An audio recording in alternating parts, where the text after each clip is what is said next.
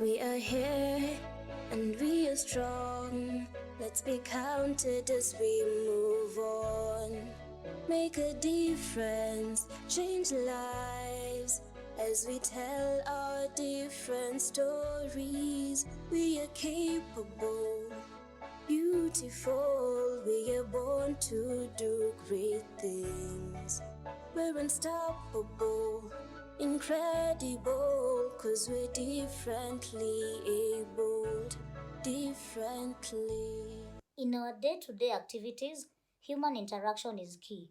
However, there are some conditions that might cause difficulty in communication and thus hinder proper interaction. Today's episode features such conditions and how the society is coming up to ensure that individuals suffering from such conditions are not left behind. This is Able Differently, and I'm your host, Jane Theory. Welcome. 'Cause we're differently abled, differently. Raising a child who is autistic not only requires financial resources but also social support. Alice Mundia's journey in raising an autistic child compelled her to start the Differently Talented Society of Kenya, where both parents and caregivers can get that kind of support. Take a look at that story.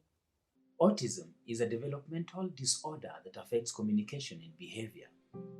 Alice Mundia, chairperson for the Differently Talented Society of Kenya, takes us through his topic and what it entails. My name is Alice Mundia. I am the chairperson of Differently Talented Society of Kenya, a psychosocial support group of parents with children on the autism spectrum, and not just children. It includes adults on the autism spectrum. Autism is a spectrum disorder, and each child is different from the other.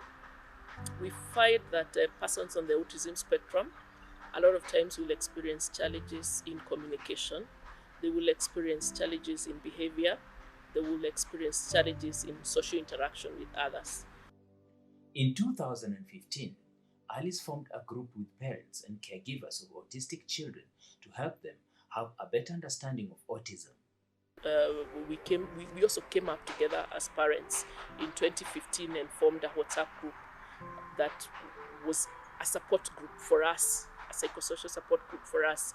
And we came together to be able to share on our experiences. If you're experiencing challenges with your child today, if your child is having meltdowns, if your child is hyperactive, if your child has dietary issues, if your child has communication issues, then parents with older children would share experiences on how they've been able to handle some certain issues. If your child is having problematic behavior, probably self-injurious behavior, or is having anger tantrums and meltdowns, then another parent will be able to share on experiences on how they've been able to sort out that issue. So basically, that's where the inspiration is.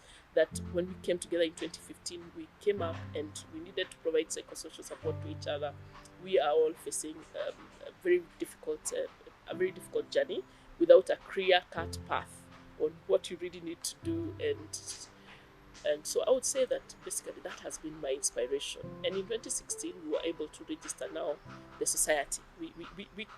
We were like we needed to be kind of formalized, and that is when now we came up with an agenda just to have to be more formal. The Differently Talented Society of Kenya, DTSK, engages in mentionable activities, as Alice explains. A lot of times we just rely on the professionals. We identify a specific professional, invite them to our forum. We organize a workshop where we kind of like just facilitate the workshop setup.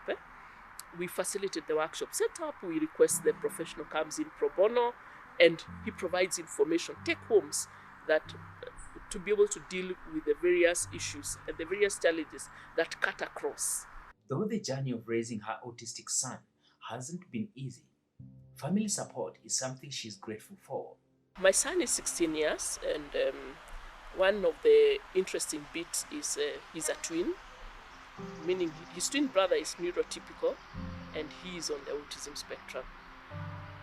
And it's an amazing journey because I would say that he has his twin brother who has stood with him throughout the journey, and probably he has been able also to fight a lot of his battles along a long life's journey, and especially where his brother was never understood. Probably even if they're praying in an environment and a child says that this guy does not even talk, he's behaving badly, probably he's picked the ball, taken it to another corner, his brother was always there, and he has always been there. At the same time, I have an elder son who is about 23. So basically, he's also been a good support system and my hubby. So as a family, I would say we have all joined the advocacy journey and moved through workshops, moved through various events to be able to also get information.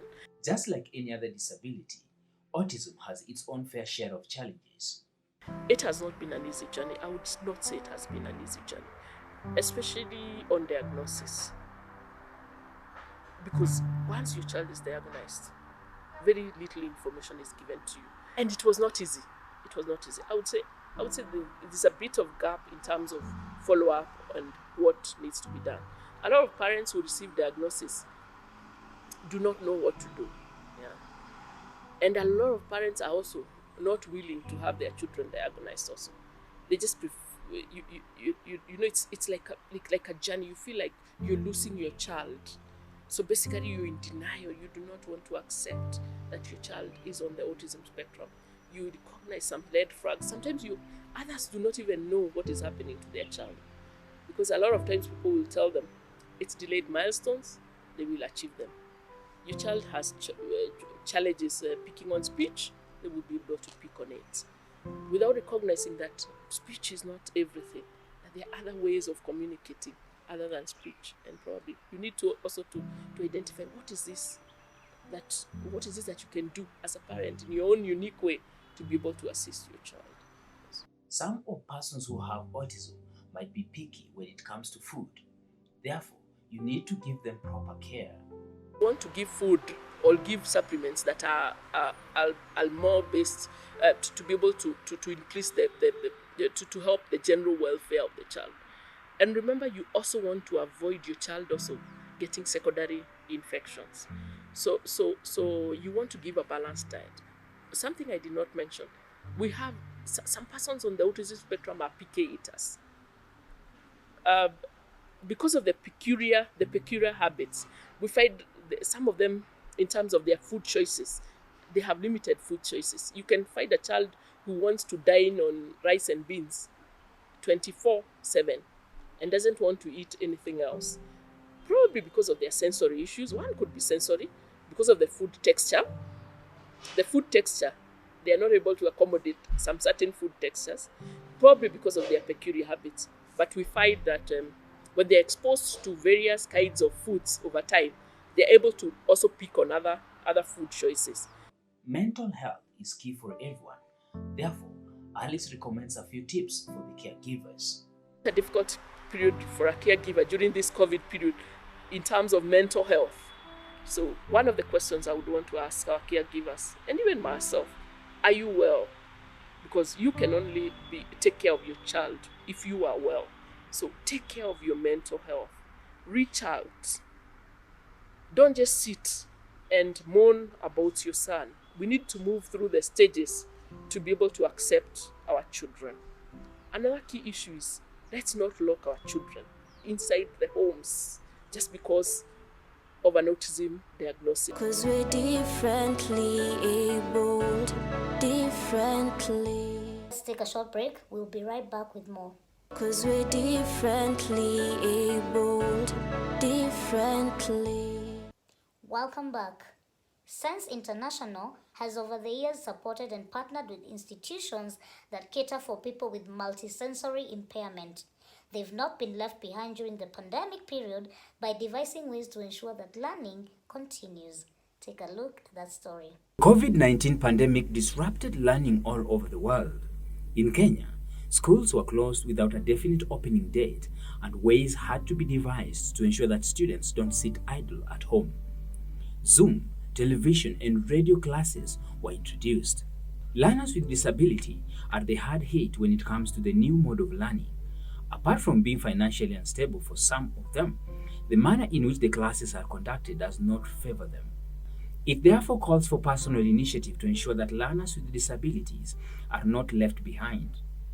One organization that has come to their rescue is Sense International, that works towards early intervention, education, both home-based and school, training and economic empowerment. The organization is registered in Kenya. We've been in operation for the last about 15 years, and we actually work in the areas of early intervention, education, that is either special, inclusive or integrated education.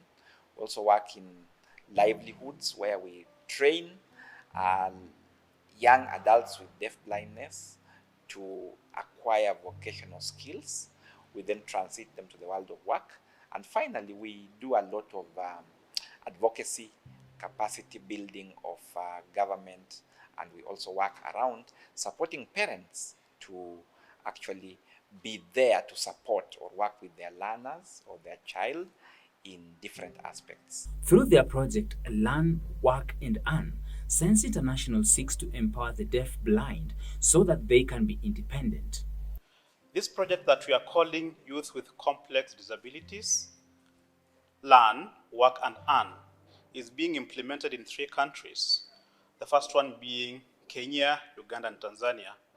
Specifically in Kenya, we are targeting 140 youths with complex disabilities, which we will work with them to make sure that they acquire market-driven skills, which will in turn also allow them, or rather give them the capability to acquire formal and informal employment. So this project is being implemented in partnership with a number of partners, 2 of them being 2 TVET institutions, St. Angela and SICRI Technical Vocational Training Institute. In October 2020, they were in Western Kenya, Mumias in SICRI to give out tablets that will enable the learners to learn while at home. The tablets have videos that teach on different skills and also can access Zoom in the case where the trainers need to teach. We have been able to sensitize the teachers to go outside the box in provision of skills to these learners, not just to be sitting in the classroom. Now that with the COVID-19 situation, this is almost impossible, to be able to transition to online training, remote learning and all that. We've been able to develop videos which will enable parents to continue with training of their learners at home with the support of the teachers, loaded onto tablets, and we are hoping that by the time the institutions open, that learning will already be taking place. This is one major boost to the deaf-blind learners who are just wasting at home after the closure of schools, as well as those who had graduated from the technical colleges, as in the case of Daniel and Naomi. Sensi wamenisaidia kwa sababu kila mara wanatuambia jinsi tunaweza endelea kukaa nao na tunawasaidia aje ili wasiwache hiyo kosi yenye wamefanya, waendelee kuishikilia, kwa sababu watoto walemavu kusahau ni rahisi. Anaweza onyeshwa na akikaa muda kidogo anasahau. Sasa tunakaa tukimuonyesha ili asisahau kazi yenye alifunzwa shule. Sasa kwa wakati huu sasa hata mke na watoto tunaweza pata chakula na zingine tunaweza uza ili tupate hata sabuni, hata mahitaji mengine za watoto na za kifamilia. They can also be able to earn by uploading their complete works so that buyers can contact them, therefore making a living out of the skills they have acquired. Once the learners have acquired the requisite skills, it will be now our turn to identify the employers, both formal and informal. When talking about formal employers, we are talking about those institutions which are able to provide employment for our learners. But we know that most of our learners will also go into informal employment, employ themselves, like be able to create businesses which will give them an income. So the formal employment, we've been able to engage with a number of employers and sensitize them on the need of providing employment for our youth. We want to work together to also support learners with disabilities. How do we support them? We want to skill them and then transit them to the world of work. Now, the world of work is not necessarily linear. That does not necessarily mean that they have to go into an office and get employed. But if they get a chance to go into an office, that's fine. But they can also create employment. How do we want to look at it? They can produce soap. They can produce beads. They can do beadwork. They can do carpentry. They can do agriculture, greenhouses. They can do poultry. They can do carpentry. All these things they can do for as long as they have been equipped with those skills from here. And then the question is, where do we get the markets for them? We want Secret to become this hub where the learners can look up to for markets. And we can train our learners as well to look for these markets by themselves. So we are also encouraging online methods of marketing. Apart from learners, groups for people with deaf blindness were also not left behind, as they also needed to continue with their daily projects. The restrictions on gatherings had made it impossible for them to meet as is their norm. Anasema wakati alipata tu hii phone alifurahi sana.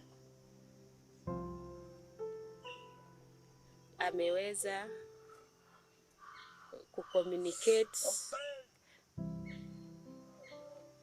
kucommunicate vizuri kwa Zoom, kwa email ana communicate. Alafu pia hizo video calls wameweza anaweza kucommunicate na kujua nini inaendelea kwa hii country, na pia ku make friends. Itanisaidia kuweka record na nitakuwa nikimuongelesha vile ninaendelea na mradi wangu, vile ninanunua chakula, madawa na challenges zingine zenye zinatokea kwa kuku, nitakuwa nikimuelezea kwa hii simu. Major stakeholders in the education sectors have applauded the work done by Sense International, and many pledged support. Mimi nimefurahia mambo ya digital literacy. Director, that is also in CBC, competence based curriculum, and we are so excited because wewe uko mbele. Unajua hatuja launch ile ya secondary, but Sense International wako mbele, washa launch, wako ndani kabisa. This is very good and we are so excited to be part of this. As the stakeholders, especially in our community, we have a very big role to play. Na hatutawaachia hiyo kazi nyinyi peke yenu. Lazima tusaidiane. So the way you said that at St. Angela tuko na products ambazo watoto wetu wanatengeneza, sisi pia tutasaidia kutafuta market. In our office we also use soap. Naenda kuongea na mwenye anahusika so that the soap that we use tutowe kule. Na nitaongea pia na ofisi zetu zingine za county pale municipality, mnaona ofisi yetu kubwa ingine pale. We shall lobby so that all of them tuende tununue sabuni ambayo watoto wetu wanatengeneza. We are starting small, but we are going places. I want to believe. The next time we shall be here with many, many items to show off. We'll have all those institutions, the banks, the corporates, they'll be here and they will have to see with their own eyes, and only things shall unfold. I have hope, keep my hope alive. I know it is going to pass. 'Cause we're differently abled, differently. The Senate on the 11th of November received a petition to consider a few recommendations for people with multiple sclerosis and Neuromyelitis Optica. Take a look at that story. Awareness done on disability has led to several policies to be implemented in order to cater for the well-being of persons with disabilities. However, there are those kinds of awareness that have always been determined by the number of people who come out to talk about a specific condition. There still remains a group of people who suffer silently by the fact that their condition does not affect a large group. On November 11th, 2020, a petition was brought before the floor of the Senate on patients suffering from multiple sclerosis and NMO.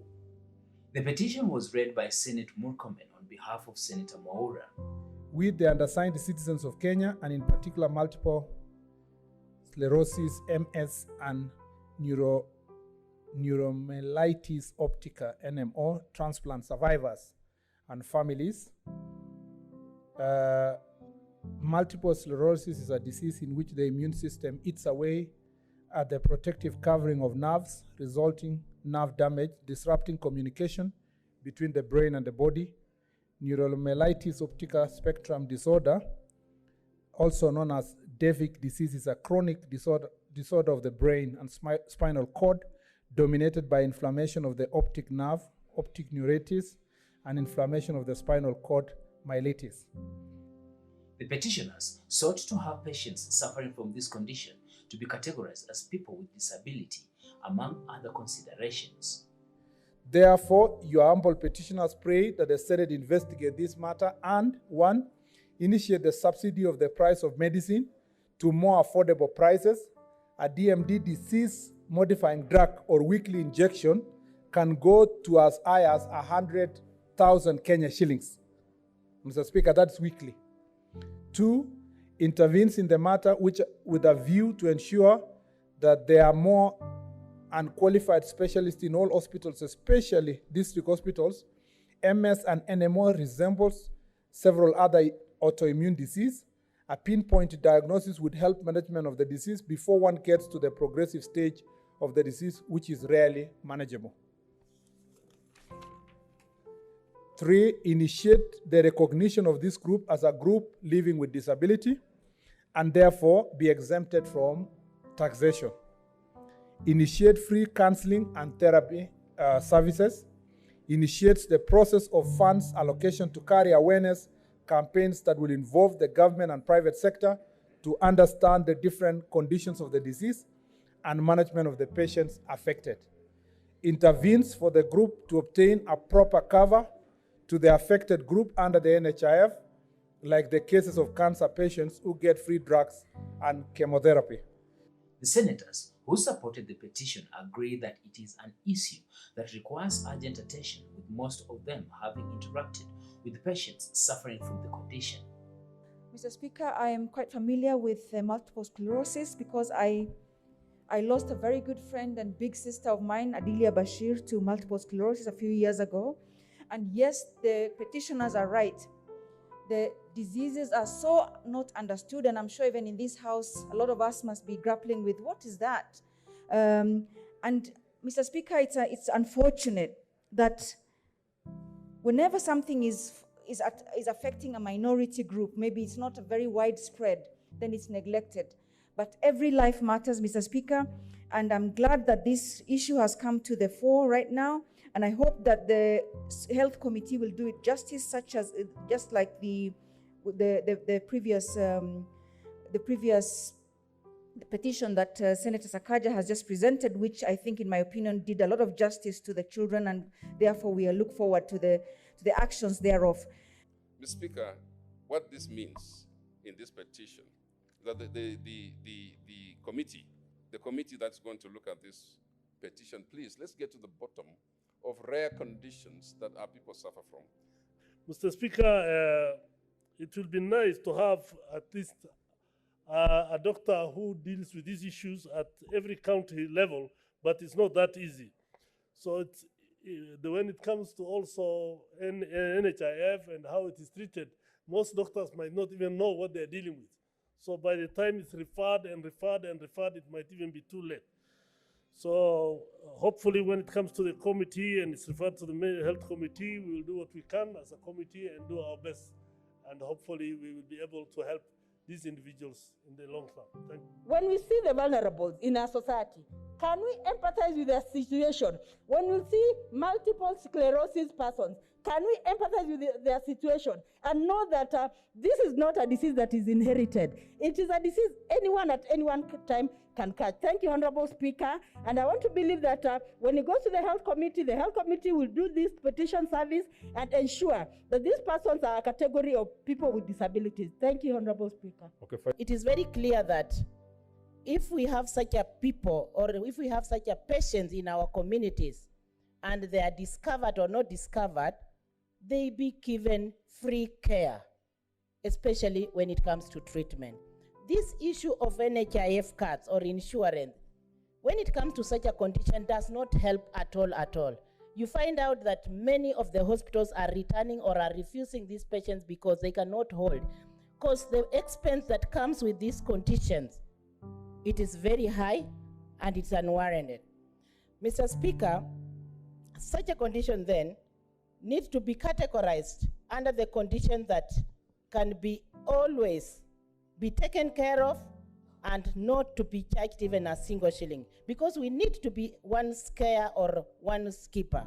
Honorable Senators, pursuant to Standing Order 2321, the petition should be committed to the relevant standing committee for consideration. In this case, I directed the petition be committed to the Standing Committee on Health, and I'm aware that a similar petition came last year, related in September. So the Committee on Health should do something about it, because you can see it keeps coming. Please work around it so that the petitioners can be able to get their rights. 'Cause we're differently abled, differently. Let's take a look at the UN Convention on the Rights of Persons with Disability. Article 6 of the UN Convention states that state parties recognize that women and girls with disabilities are subject to multiple discrimination, and in this regard shall take measures to ensure the full and equal enjoyment by them of all human rights and fundamental freedoms. On our tip today, we caution against treating people who are deaf, blind, as people who are fragile. Not unless there's something else that is not related to their condition, they are people who can actually do pretty much on their own. We've come to the end of the program, but be sure to stay tuned on KBC Channel 1 for more insightful episodes. Until next time, I've been your host, Jane Theory. Goodbye.